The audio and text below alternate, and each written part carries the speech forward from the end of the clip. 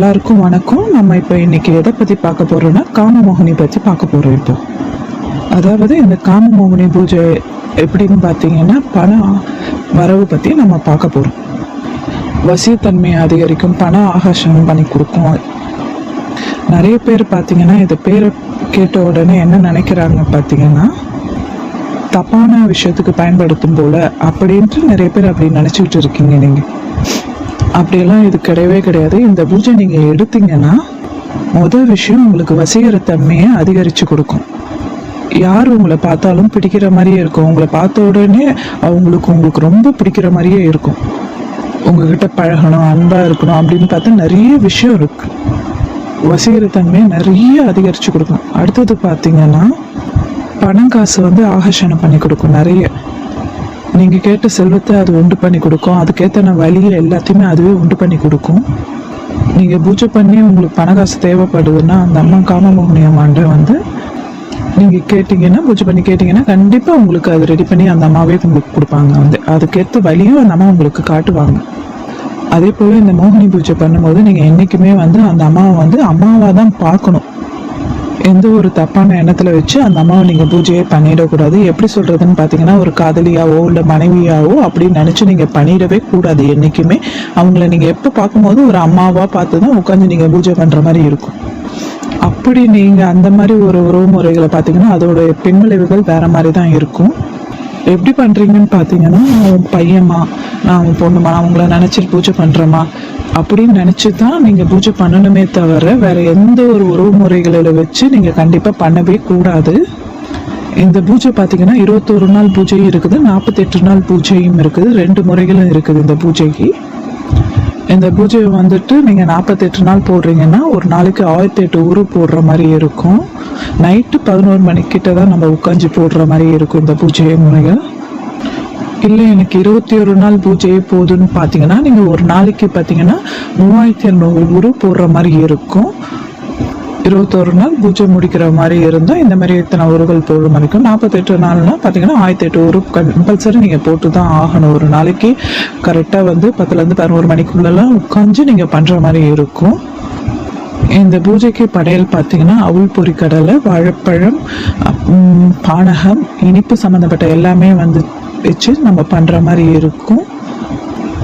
இதுக்குன்னு தனி அறையில் உட்காந்து கலசம் ஏற்றி பண்ணுற மாதிரி தான் இருக்கும். உங்களுக்கு இது எந்திர முறையில் பண்ணுற மாதிரி இருக்கும். இல்லை எனக்கு சிலையாக தான் வேணும் அப்படின்னீங்கன்னா அதுக்கு நாங்கள் பார்த்தீங்கன்னா பிராணபிரஷ்டம் பண்ணி எல்லாமே பண்ணி கொடுப்போம். எந்திரத்தை உருவேற்றி அதில் இது பண்ணி கொடுப்போம். நாங்கள் சிலையில் பார்த்தீங்கன்னா காமமோகினி ஆவாகனம் பண்ணி அதில் இறக்கி தான் கொடுப்போம். அது கொஞ்சம் வேலையான வேலை தான் அது கொஞ்சம் டைம் அதே தான். இது ரெண்டுத்துக்கு என்ன வித்தியாசம்னு பார்த்தீங்கன்னா எந்திர வழிபாட்டுக்கும் சிலை வழிபாட்டுக்கும் என்ன வித்தியாசம்னா இப்போ நீங்கள் எந்திரம் வச்சு வழிபட்டீங்கன்னா நீங்கள் அந்த இடத்துக்கு காமமோகினி நீங்கள் அழைச்சி அதை உருவத்தை இது பண்ணுற மாதிரி இருக்கும்.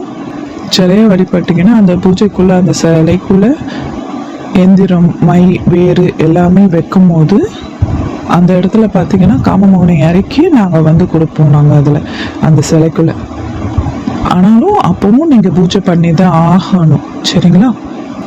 நிறைய பேர் என்ன சொல்லி கொடுப்பாங்கன்னா நீங்கள் வாங்கிப்போங்க எல்லாமே நல்லா நடக்கும் அப்படின்னு சொல்லி உங்கள்கிட்ட கொடுப்பாங்க. யார் அந்த பூஜை பண்ணுறாங்களோ அந்த மந்திரத்துக்கு கட்டுப்பட்டு தான் அது எல்லா வேலையும் நமக்கு செஞ்சு கொடுக்கும்.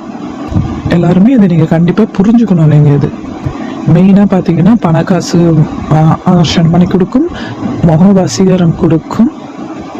அதே மாதிரி நீங்கள் இந்த சித்தை எடுத்துட்ட பிறகு பார்த்தீங்கன்னா வசீகர வேலை, மோகன வேலை எடுத்து நீங்கள் செஞ்சீங்கன்னா உடனே முடிச்சு கொடுக்கும். இந்த அம்மா ஒரு 10 நாளுக்குள்ளேயே அந்த அம்மா முடிச்சு கொடுப்பாங்க. முக்கியமான மெயின் பார்த்தீங்கன்னா உங்களுக்கானது உண்டானது பார்த்தீங்கன்னா வசீகரத்தன்மையை அதிகரித்து கொடுத்துக்கும், பணக்காசுகளை நிறைய கொடுக்க பார்க்கும். காமமோகினி பூஜை பண்ணுறதுனால இதுக்கு உண்டான மூல மந்திரத்தை நீங்கள் 48 நாள் ஒரு மண்டலம் பூஜை நீங்கள் பண்ணிங்கன்னா 1008 உரு போட்டு நீங்கள் பண்ணுற மாதிரி இருக்கும். 21 நாளில் 3200 உரு போட்டு நீங்கள் கம்பல்சரி பண்ணி தான் ஆகணும். எப்படி வசதியோ அதுக்கேற்ற மாதிரி நீங்கள் பார்த்து இந்த பூஜை முறைகளை எடுத்து நீங்கள் படிக்கலாம். இல்லை நீங்கள் 21 நாள் எடுக்கிறோம், நாங்கள் 1008 உரு போடுறோன்னா அது கரெக்டான முறைகளை சேராது. இப்போ குருனாவே கரெக்டான வழிகளை சொல்லி கொடுக்கணும். கரெக்டான முறைகளை எப்படி பண்ணணும், ஏது பண்ணணுன்றதை கற்றுக் கொடுக்கறது தான் ஒரு முறை. அது இதுக்கு எல்லாமே பார்த்து தான் கொடுப்போம்.